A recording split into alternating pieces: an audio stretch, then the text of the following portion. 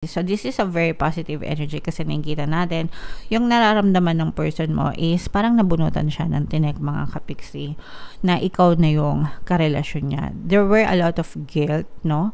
I'm sensing na parang itong person mo naka-experience siya ng depression or parang nade-depress siya sa buhay niya. Probably dahil sa past relationship niya o kaya naman baka meron siyang family problems or personal problems na sarili niya.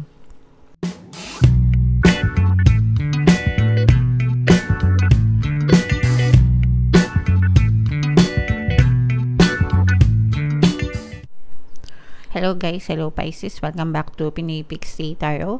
Ang pamagat ng episode natin for tonight is ano ang nararamdaman niya sa'yo. So ito yung ating feelings reading para ngayong buwan ng May para sa Pisces, Sun, Moon, Rising, Sign, and Venus. General reading lang guys, pwedeng mag-resonate, pwedeng hindi. Combination ng positive and negative energy. Pwedeng ma-pick up yung energy nyo guys, pwedeng ma-pick up yung energy ng person nyo. Roles can be reversed if in case hindi kayo naka-resonate dito. Try nyong panoorin guys yung video dun sa zodiac sign ng person nyo, baka nandun yung energy nyo mga kapiksi. So sa deck na to guys, tingnan natin yung energy surrounding your relationship mga kapiksi. So we have the dragonfly energy, we have the mirror energy, and meron din tayong camera energy. So this is a very positive energy guys, no? Magaan lang yung inyong relationship na with this dragonfly energy. Parang nagiging source of healing kayo sa isa't isa mga kapiksi. Pwedeng gumagaan yung pakiramdam mo dahil sa kanya, and likewise ganun din siya sa iyo. And sabi ko nga guys, no, parang nagiging source of healing kayo sa isa't isa. Pwedeng ikaw yung tumutulong sa kanya sa mga problema niya, and ganun din siya sa inyo. So kumbaga parang pag magkasama kayo, walang hindi kayo kakayanin mga kapiksi. Okay? Para kayong kapit gatas, saktong-sakto yung timpla. Kapag masarap yung timpla pagka magkasama. Okay? And for some of you guys, parang feeling ko hindi nyo kayang mawala yung isa, no? You cannot live apart from each other, mga kapiksi. Alright? And with this camera energy guys, no, ibig sabihin nito, you're trying to create memories together, or reminiscing yung mga good memories palagi. Let's say for example, pag hindi kayo magkasama, nakauwi na kayo ng mga kanya-kanyang bahay, if in case na hindi pa kayo nagsasama, palagi nyong binabalikan yung mga magagandang memories together mga kapiksi. Okay? And parang yung mga past experiences nyo din sa relationship nyo, parang ayaw nyong mangyari siya. Yung mga mistakes, no, mga past mistakes nyo sa inyong mga previous relationship, ayaw nyo siyang mangyari dito sa relationship na to kasi parang masyado nyong tinetreasure guys yung relationship nyo right now. Okay? So comment down below guys if feeling nyo naka-resonate kayo dyan. Tingnan naman natin itong mga emosyon na nakapaloob sa inyong relationship. Pwedeng nararamdaman nyo guys, pwedeng nararamdaman nila, pwedeng nararamdaman nyo parehas. So we have irritated energy dito guys. Parang irritated, irritable ibig sabihin. Meron din tayong overwhelmed. And meron din tayong ashamed. So itong ashamed na to mga kapiksi, ito yung parang feeling ko yung mga past, no, yung mga nangyari na dun sa past relationship nyo na parang kinahihiya nyo, no, kinahihiya nyo na nangyari siya, and parang ganun din siya, parang nahihiya din siya sa'yo dun sa mga experiences niya mga kapiksi. So I'm sensing na parang feeling is mutual talaga sa inyo guys. Kung meron kang kinahihiya, meron din siyang kinahihiya. Kaya kumbaga parang very compatible kayo kasi hindi kayo nagsusumbatan na dalawa. Etong irritated na to, irritated kayo dun sa mga bagay na kinahihiyaan nyo, no? Kumbaga parang hindi kayo very proud dun sa mga past relationship nyo, past experiences nyo mga kapiksi. And kinahihiya nyo yun. Pero I'm sensing na parehas nga kayo, guys. Alright? And with this etong parang nagiging burden siya sa inyo. Kasi parang I'm sensing na maganda yung pakikitungo nyo sa isa't isa, mga kapiksi, and parang you always feel lacking. Parang feeling mo kulang ka. Feeling mo not good enough ka for the person kasi parang masyadong mabait siya sa'yo. And siya ganun din. I'm sensing na the reason why kung ba't ginagawa nyo yun, mga kapiksi, is parang pinupunan nyo yung pagkukulang dun sa mga past relationship para hindi parang hindi matitigan, no? Naiintindihan nyo ba? Sana naiintindihan nyo, guys, no?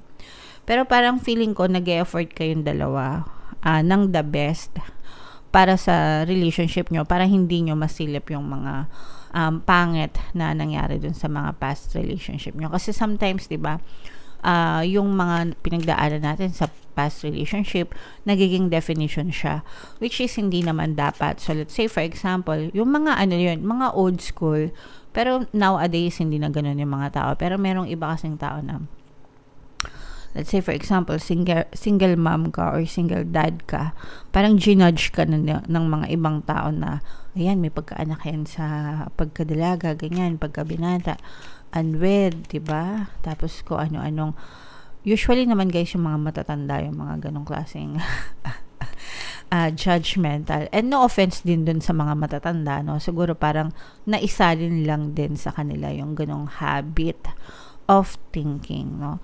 So parang to make up for your so-called loss, parang nagpapaka big shot ka, ganyan. Kumbaga parang malinis yung pangalan mo, which is hindi mo naman dapat linisin kung wala ka namang kasalanan. Anyway, sana naintindihan nyo, mga kapiksi. I hope you get what I mean. So that will not resonate with all, guys, pero if in case na makaresonate kayo, comment down below, okay? So eto na, guys, tingnan natin yung mga additional na, eto pala yung feelings ng person nyo. So shuffle ko to, guys. Habang sinashuffle ko to, panoorin nyo muna yung video natin regarding sa ating paano mag-manifest ng abundance video course. Kapiksi, sawa ka na ba sa mga struggles at hirap sa buhay mo? Masipag ka ba at masikap sa buhay ngunit hindi ka pa rin umaasenso? Ilang beses ka na bang nag-attempt magnegosyo at mag-invest pero palagi ka pa rin nalulugi? Sa pagkakataon na ito ay maaaring may subconscious beliefs ka na nagiging balakid sa iyong pag-unlad at pagyaman. Introducing, paano mag-manifest ng abundance video course. Dito ay matututunan mong ma-overcome ang mga balakid mo para tuluyan ka ng umunlad, umasenso, sumagana, maging matagumpay, successful at maswerte sa iyong kabuhayan, pera, trabaho, negosyo, salapi at kaperahan ng bonggang-bongga. Dali, mag-send na ng email sa pinoypixie@gmail.com at simulan na ang iyong pagyaman ngayon. Alright, so sabay-sabay tayo, guys, magpayaman ngayon 2024, mag-avail na kayo ng course, sobrang ganda niyan, mga kapiksi. And right now, meron tayong promo, pwede kayo mamili, guys, kung gusto nyo ng free, 1 pampaswerte subliminal, o kaya naman ay 200 pesos na discount, until May 30 yan, guys, kaya mag-avail na kayo. And meron din tayong email coaching, manifest your desires using the law of attraction, excuse me. If meron kayo, guys, na specific na gusto nyong i-manifest, pwedeng love and relationship, pwedeng money or career, mga kapiksi, pwede kayo magpabook ng email coaching session with me. Mag-send lang kayo, guys, ng email sa pinoypixie@gmail.com. By the way, mga kapiksi, magkakaroon tayo ng bagong course ngayong May. Ilo-launch ko na yan. Abangan nyo yung announcement. Paano mawala ang third party at magkaroon ng harmonious relationship. Yung course na yan para sa mga kapiksi natin na merong third party sa mga relationship nila. Okay, so Pisces, kayo ay represent ng King of Cups. Meron din tayong water sign energy dito, guys. Cancer, Pisces, Scorpio. So for some of you, pwedeng may ganyan ka sa inyong natal chart. For some of you, pwedeng water sign din yung person nyo, mga kapiksi. So this is a very positive energy kasi nakikita natin yung nararamdaman ng person mo is parang nabunutan siya ng tinek, mga kapiksi, na ikaw na yung karelasyon niya. There were a lot of guilt, no? I'm sensing na parang itong person mo naka-experience siya ng depression or parang nade-depress siya sa buhay niya. Probably dahil sa past relationship niya o kaya naman baka meron siyang family problems or personal problems na sarili niya. Pero, nung dumating ka sa kanya or dahil dun sa relationship nyo, mga kapiksi, parang itong person mo, nagkaroon siya ng bagong pag-asa. So, para sa person mo, ikaw yung parang light of the beacon. Tama ba yun? Hindi ko alam. parang ikaw yung nagsisilbing liwanag dun sa person mo, mga kapiksi. Parang dahil sa'yo, nabuhayan siya ng loob, nagkaroon siya ng bagong pag-asa na pwede pa pala siyang ma-in love, pwede pa pala siyang magkaroon ng harmonious na relationship, natatanggapin siya, and na parang magiging ma-okay siya dun sa relationship. So, parang nagkaroon siya ng para sa'yo, para sa kanya, ikaw yung pag-asa niya, mga kapiksi, okay? And this person loves you so much, guys, no? Mahal na mahal ka nitong person mo. Itong person mo, parang gagawin niya ang lahat to win you over and over again, mga kapiksi, okay? Although, for some of you guys, parang feeling nyo very slow, kumilos yung person nyo, or parang hindi siya masyadong nagpapakita ng affection sa inyo, mga kapiksi. Pero etong person mo, parang sinisavor niya yung bawat moment, parang ninanamnam niya, no? Kasi parang para sa kanya, it's too good to be true.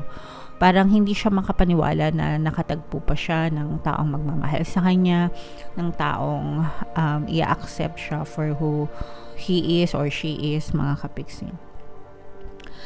And itong person na to, maganda talaga yung pagtingin niya sa'yo. Parang source of inspiration, source of light nga, sabi ko nga sa inyo.